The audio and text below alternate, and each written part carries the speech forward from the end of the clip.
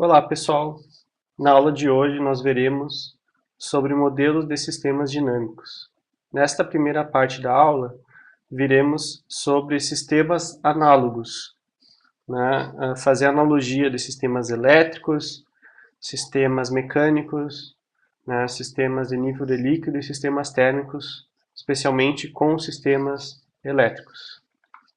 Então, são objetivos da aula entender a diferença entre sistema estático e sistema dinâmico, perceber as analogias entre diferentes tipos de sistemas, sistema elétrico, mecânico, térmico e nível de líquido, e aprender a modelar diferentes sistemas através do seu análogo elétrico, né? Sistema mecânico simples, sistema de nível de líquido e sistema térmico. Qual a diferença entre um sistema estático e um sistema dinâmico? Em um sistema estático, nós temos, sem necessidade de energia, nós temos resposta instantânea da entrada para a saída, né? Por exemplo, um amplificador operacional configurado como um ganho, né, simplesmente um ganho, né, um amplificador operacional ideal, ele é um sistema estático, né, pois na entrada, tendo um determinado degrau, a saída irá mudar instantaneamente, sendo proporcional a essa entrada, né. Isso é um sistema estático. Já um sistema dinâmico, ele necessariamente vai ter uma dinâmica associada, ou seja, uma resposta não instantânea da sua saída, né? Da onde que vem essa resposta não instantânea? Toda essa resposta não instantânea de sistemas dinâmicos vem do armazenamento de energia.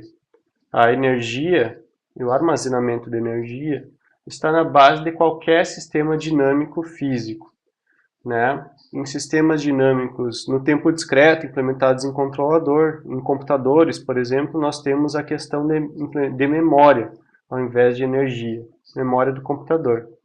Mas, considerando sistemas físicos, a energia que está na base, né? As respostas não instantâneas sempre derivam ali, vêm de armazenamentos de energia. Por exemplo, um carro é um sistema dinâmico, que tem a sua energia armazenada na sua massa, através da inércia, né? A massa, o meio da massa vezes a velocidade ao quadrado, é a energia cinética do carro. Mas pode ocorrer variações abruptas da variável no sistema dinâmico? Pode, mas somente em caso de impulsos, que um impulso é uma variação muito grande de energia,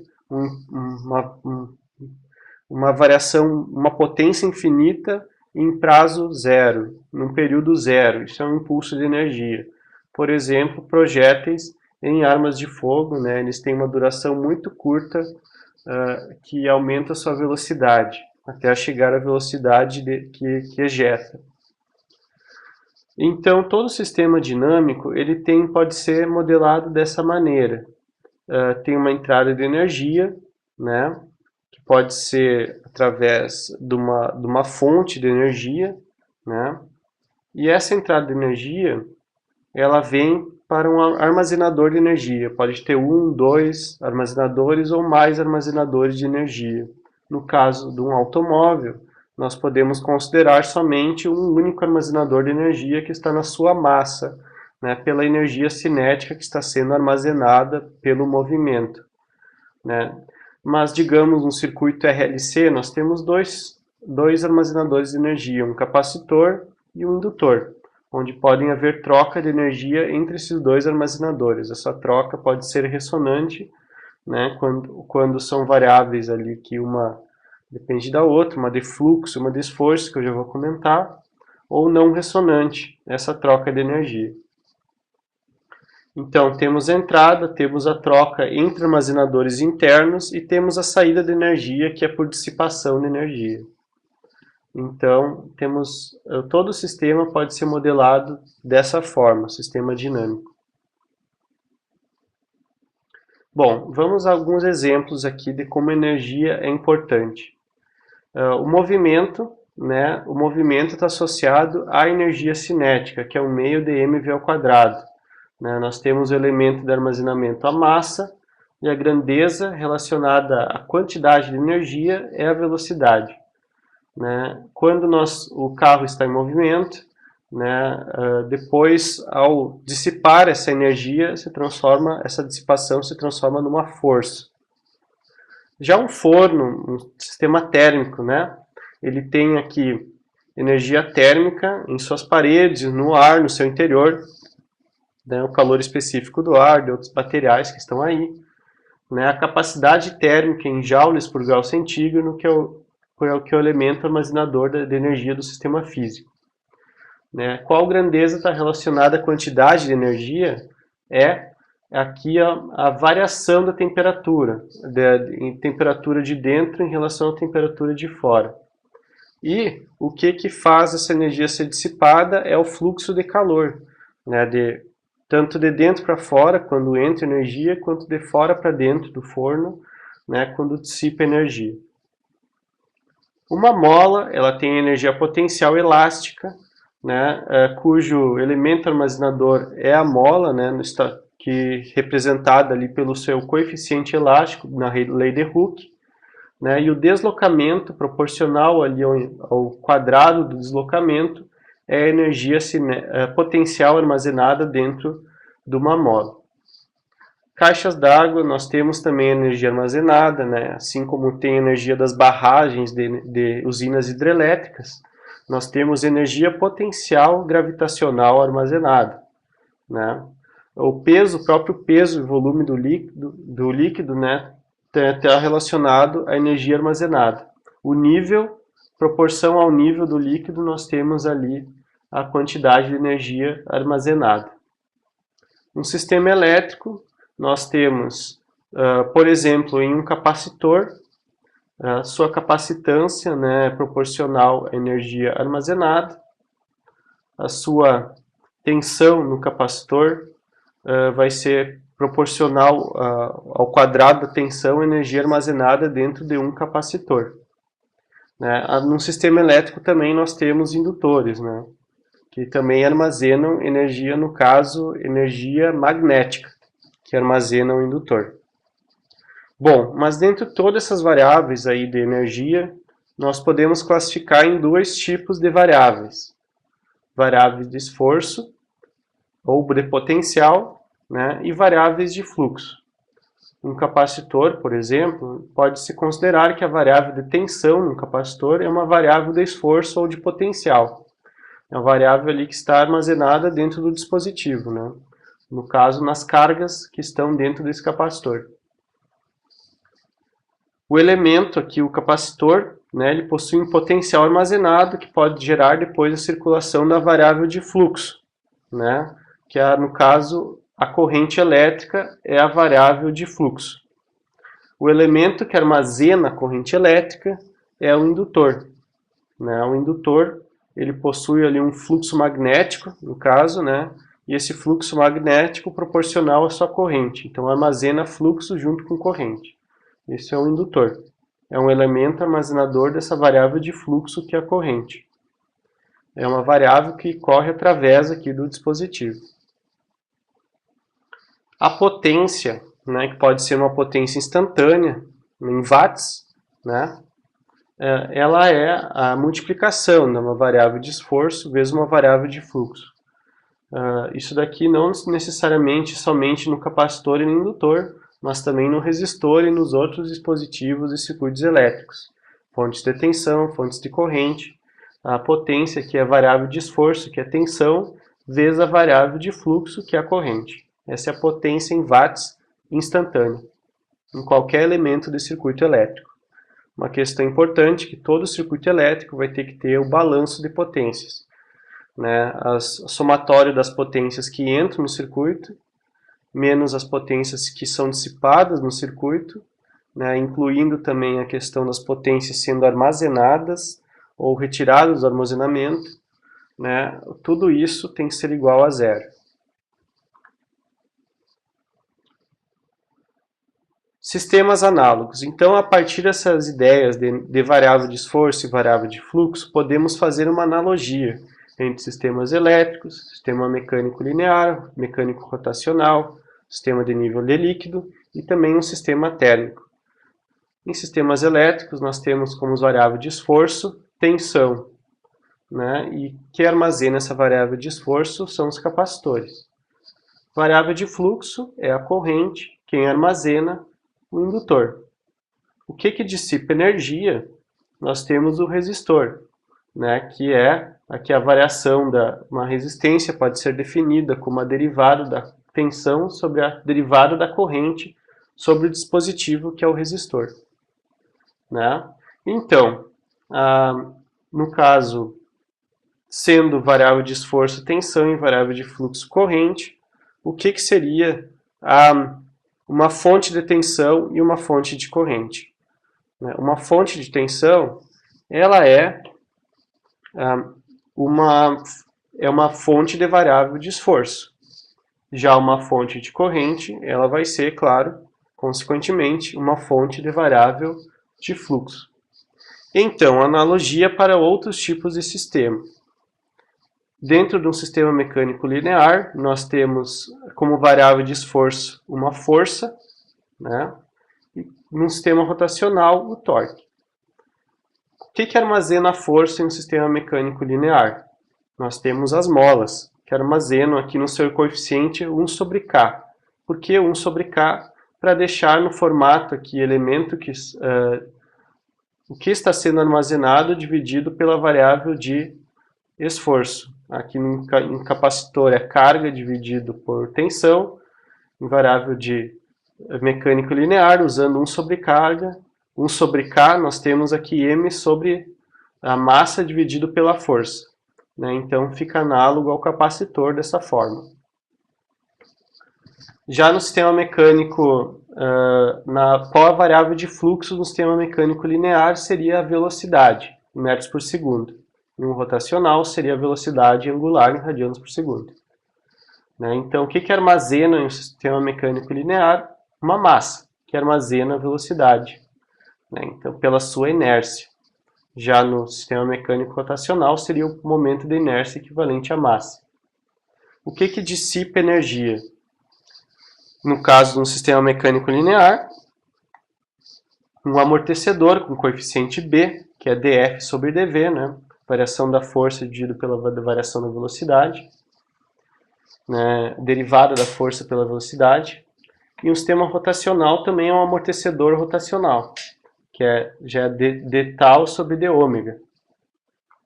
Bom, isso aqui em sistemas mecânicos. Em sistemas de nível de líquido, nós temos também a variável de esforço equivalente seria uma pressão, em pascais. O que armazena a pressão seria um tanque. Um tanque, aqui a capacidade do tanque em metros cúbicos por pascal, seria o armazenador de pressão. Já a variável de fluxo num sistema de nível de líquido é a vazão, em metro cúbico por segundo. E existe uma outra, o que armazena a vazão seria esse dispositivo aqui, que seria uma inertância, em quilogramas por metro cúbico. Mais informações podem ser obtidas aqui nessas referências. Já a perda de carga, aqui em variação da pressão dividido pela variação da vazão, está ao contrário aqui, né? Isso daí seria a resistência equivalente em sistemas de nível de líquido.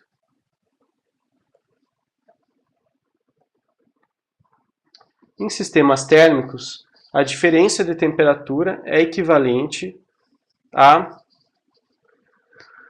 variável de esforço, né? Então, a temperatura em grau centígrado, que seria a diferença de temperatura, a variável de esforço equivalente a uma tensão.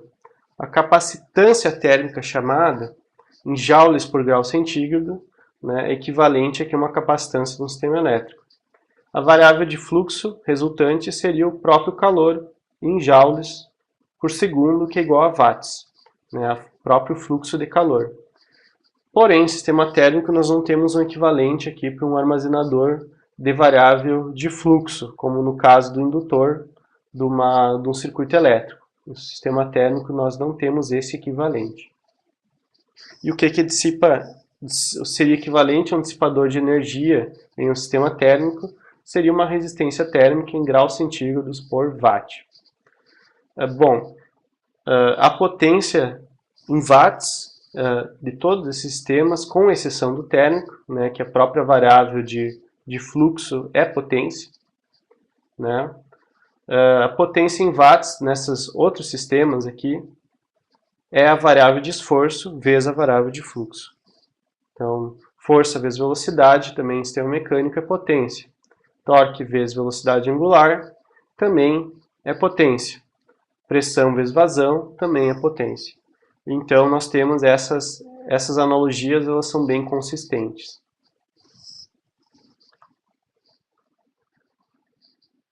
Vamos fazer exemplo agora de modelagem equivalente no seu análogo elétrico. Primeiro, um exemplo da aula passada, que é um sistema mecânico linear simples, um sistema massa-mola com amortecedor. No caso, esse sistema aqui ele se torna equivalente a um circuito série. Por quê? Porque nós temos a mesma velocidade aqui em todos os dispositivos, então é equivalente a ter a mesma corrente. A velocidade é a variável de fluxo equivalente à corrente, né? Então, se fosse, no caso, a mesma força aplicada em todos os dispositivos, teríamos um equivalente paralelo. Mas nesse caso, vamos considerar dessa forma aqui. Então, nós podemos modelar isso daqui com equivalente série, considerando aqui como se fosse um circuito elétrico convencional, utilizando as leis das tensões de Kirchhoff, pelo somatório das forças. Então, nós obtivemos aqui o mesmo modelo obtido na aula passada, na aula de modelagem de sistemas no espaço de estados. É o mesmo modelo. Agora, sistemas de nível de líquido. Sistemas de nível de líquido, nós podemos fazer uma analogia um pouco simplificada, diferente daquela tabela, né? Ao invés de utilizar a pressão aqui como variável de esforço, vamos utilizar a altura de líquido. Por quê? Porque fica um pouco mais fácil de calcular as outras variáveis, capacitância e resistência. Nós não vamos ter aqui exatamente vazão vezes altura igual a potência. Não. Mas nós vamos conseguir resolver isso de qualquer forma equivalente a um circuito elétrico. Então, a vazão aqui em metro cúbico por segundo continua sendo equivalente à corrente, é a variável de fluxo. Agora, a altura de nível de líquido em metros de um tanque vai ser equivalente a uma tensão, né? Volume armazenado em metro cúbico agora vai ser equivalente a uma carga em coulomb. A área do reservatório, que vai ser volume armazenado metro cúbico por altura, por metro, é a área do reservatório, que vai ser equivalente a uma capacitância em farads, a área de baixo aqui. Já a resistência, no caso, ela é a variação da altura de nível de líquido por variação da vazão. A gente consegue verificar isso em catálogos de válvulas. Essa válvula aqui, ela tem uma resistência equivalente. Então, esse sistema de nível de líquido, como que ele é? Ele tem uma entrada de líquido aqui, onde nós temos uma vazão média mais uma variação de vazão, uma QI. Nós temos aqui um tanque com armazenamento C, né? E esse tanque ele tem uma altura média de líquido no momento. Um H médio mais um H pequeno. Na saída nós temos uma válvula que sai a vazão de saída para o ambiente. Digamos que esse tanque está inicialmente estável, então a vazão de entrada é igual a vazão de saída, esse Q barra. Então a saída vai ser um Q barra mais um QO. Nós queremos, como esse sistema ele é altamente não linear, devido ao comportamento da válvula não linear da válvula, nós vamos analisar somente essas variáveis minúsculas, que são variáveis aqui de variação, né? Então, verificar distúrbios de pequenos sinais na entrada aqui de vazão, verificando como fica a vazão de saída, a variação da vazão de saída. De acordo com QI, qual é o valor de QO. A nossa fonte de entrada em pequenos sinais, chamada, é a fonte QI. Nós temos essa fonte decorrente, ela vai para esse armazenador de energia, com equivalente a uma capacitância C, só que ao invés de capacitância é a altura de nível de líquido. E nós temos, através da válvula de saída, nós temos uma dissipação aqui de água, né, que é equivalente a uma dissipação de energia, com uma vazão de saída QO. Então, o que nós queremos obter aqui é a função de transferência de QI para QO. Bom, fazendo essa modelagem, através da lei das correntes de Kirchhoff, né, a corrente do capacitor igual à corrente de entrada menos a corrente de saída, né, somente essa equação, né, a corrente do capacitor, que é igual a C dV dt, né, no caso CdH sobre dt, nós temos essa equação aqui que conseguimos obter a função de transferência da vazão de saída sobre a vazão de entrada, que é equivalente a um filtro passa-baixas, 1 sobre SRC mais 1. Esse R da válvula ele deve ser obtido em relação à vazão média e altura de líquido média. Né? Essa relação na válvula ela não linear, pode ser uma relação, no caso, de segunda ordem, mas o que nós precisamos é da variação, né, como que a altura de líquido muda com a variação da vazão. Isso daqui é a resistência. Ou o contrário, né, como que varia a altura de líquido, a perda de altura de líquido com a perda de vazão.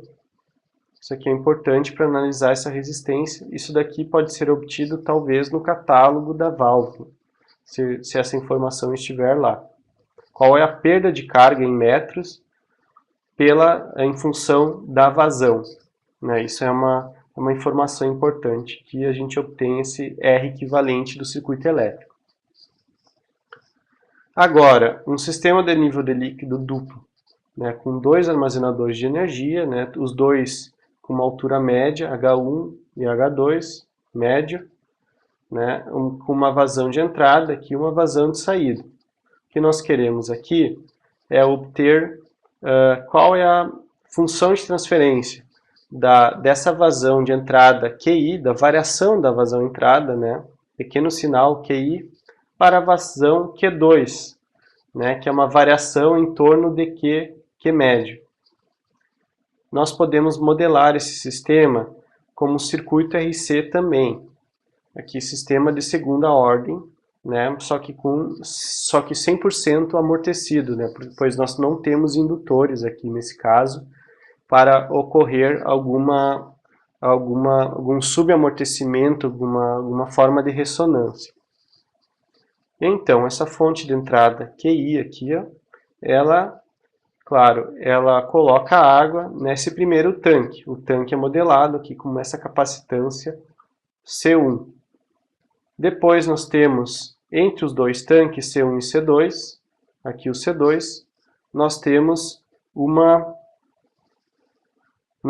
aqui uma válvula, que tem uma certa resistência equivalente R1. Depois, na saída, que nós está o tanque C2, nós vamos ter uma outra válvula que elimina a vazão aqui de água. Com essa segunda válvula aqui, que é equivalente a essa, com uma certa resistência R2, né, perda de carga por vazão. O resultado que a gente pode deduzir, é possível deduzir, vai ser Q2 sobre QI de S igual a essa equação aqui. Né? Mas isso daqui será como tarefa. Seguindo, outro sistema aqui muito importante que é modelado geralmente com análogo elétrico, são sistemas térmicos. Né? Vamos fazer um exemplo, inclusive, de dissipação de calor em eletrônica de potência. Em análogos térmicos, né, em sistemas térmicos, nós temos que o fluxo de calor, ou potência aqui em joules por segundo, em watts, Q ou P, né, ele é equivalente a uma corrente elétrica. Já a diferença de temperatura em Kelvin ou grau centígrado, né, vai ser ΔT ou ΔT, equivalente a uma tensão. A energia ou calor armazenado em joules é equivalente à carga de um sistema elétrico em coulomb.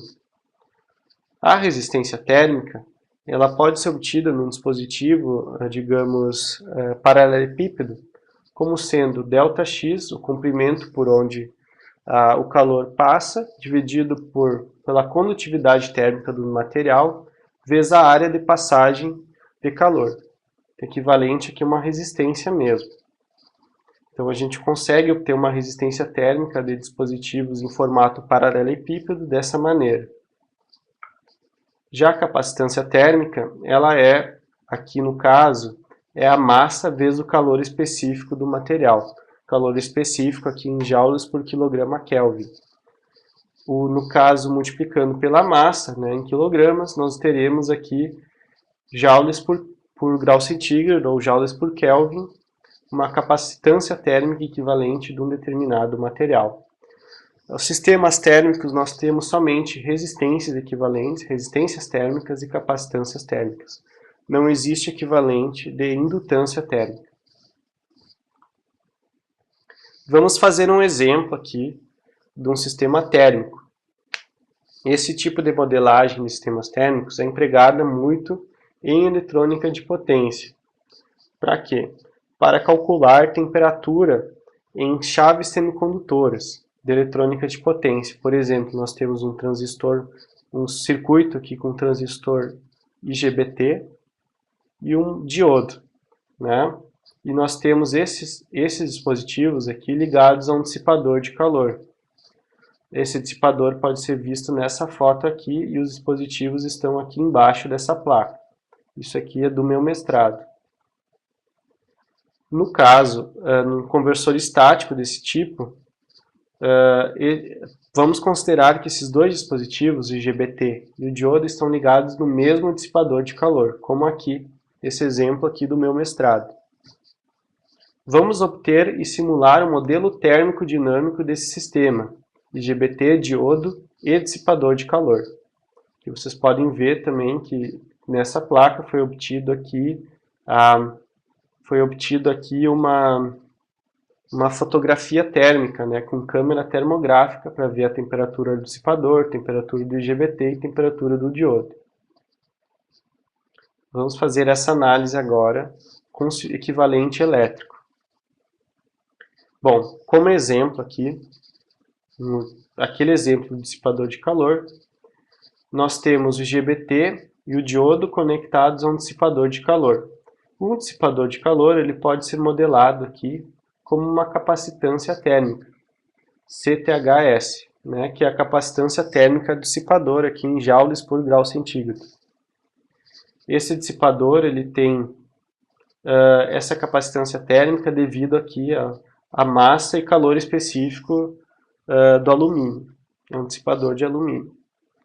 Esse IGBT ele está conectado, ele tem uma determinada potência de dissipação, né, que essa variável PIGBT é a potência dissipada no IGBT, como que é obtida? Em simulação, em SPICE ou através de resultados experimentais.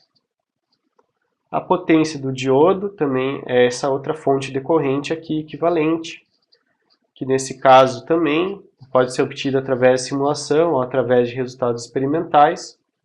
Dentro do encapsulamento semicondutor do IGBT ou do diodo, nós temos a temperatura interna, no silício. Aquela temperatura é chamada temperatura de junção.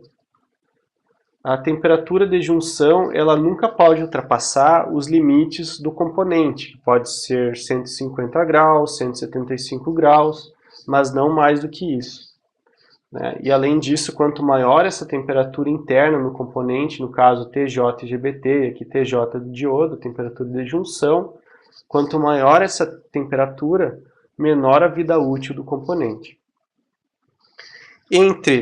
Lá dentro do dispositivo semicondutor e até o dissipador, até o case, do final do case do dispositivo, depois pode ter a conexão entre o case do dispositivo e o dissipador de calor, que pode ser feito por mica, por outra interface térmica, nós temos uma chamada resistência térmica. né? Aqui no caso foi somada várias resistências que tem no catálogo do IGBT e também a resistência térmica da mica. É usado uma mica, que é um isolante elétrico, mas condutor térmico, né, para a conexão aqui mecânica entre IGBT e dissipador de calor. O total, nesse caso, que deu 1,65 graus centígrados por watt, ou seja, cada watt que o IGBT dissipa, vai existir a diferença de temperatura de 1,65 graus centígrados entre a junção do IGBT, dentro do IGBT, e o dissipador de calor. Depois, temos aqui a resistência térmica da junção do diodo até o dissipador, que foi obtida por resultados experimentais, e o datasheet desse modelo aqui foi obtido de 2 graus centígrados por watt, essa resistência. Então aqui estão conectados o IGBT e o diodo conectados ao dissipador. Essa variável TS, a temperatura do dissipador, é o heatsink, né, que ela vai ser calculada ainda depois a partir desse nosso modelo. A resistência entre o dissipador, resistência térmica entre dissipador e ambiente, ela depende aqui do modelo dissipador, do comprimento que é cortado. Nesse caso, nesse modelo dissipador, cortado com 21 centímetros, foi obtida essa resistência térmica aqui, que é bem não linear, depende também de uso de ventilação forçada, entre outras questões, diferença de temperatura e tudo mais. Por fim, nós temos aqui o ambiente, temperatura ambiente, aqui no caso de 25 graus centígrados, que podemos considerar como uma fonte de tensão aqui de 25 graus centígrados. Então, vamos simular isso daqui, iniciando, claro, a temperatura do dissipador como 25 graus centígrados ou 25 volts, simulando no PSIM. Então, colocando esse circuito no PSIM, exatamente com os mesmos parâmetros, né, obtivemos esse resultado. Demora em torno de 4.000 segundos, ou seja, quase uma hora, né, para estabilizar a temperatura, né, utilizando a dissipação de 30 watts no IGBT e 7 watts no diodo. Né. O dissipador aqui ele ficou em temperatura de 65 graus no PSIM, o IGBT em 116 graus centígrados e o diodo em 80 graus centígrados. Aqui resultados experimentais para ver a diferença, né? Aqui, pelo visto nesses resultados, pode ter ocorrido alguma variação de parâmetros ou não foram obtidos na estabilização depois de uma hora do sistema funcionando.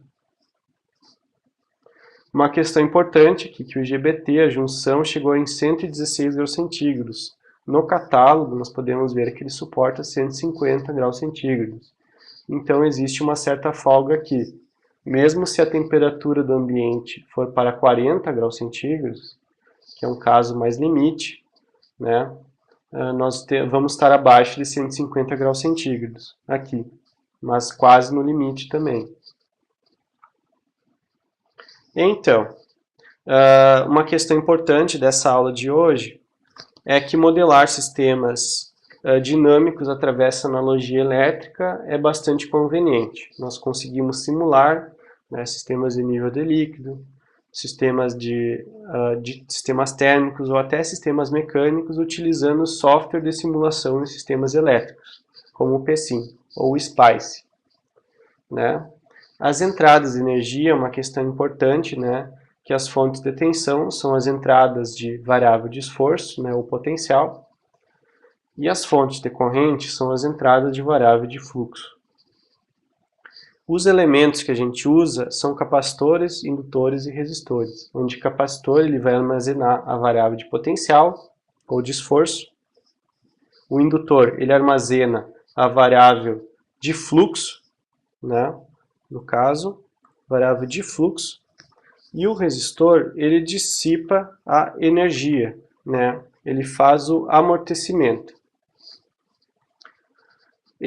Quando ocorre troca de energia com reduzido amortecimento aqui nesses resistores, ocorre ressonância, né, entre capacitores e indutores, assim como é visto em circuitos elétricos.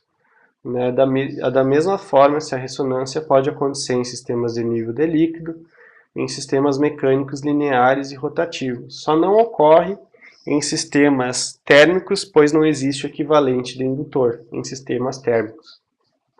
Então, é muito importante essa questão dessas analogias para facilitar o entendimento desses outros tipos de sistemas e também podemos fazer projeto de controle e entender o comportamento de todos esses tipos de sistemas. Certo, pessoal? Então, até a próxima aula.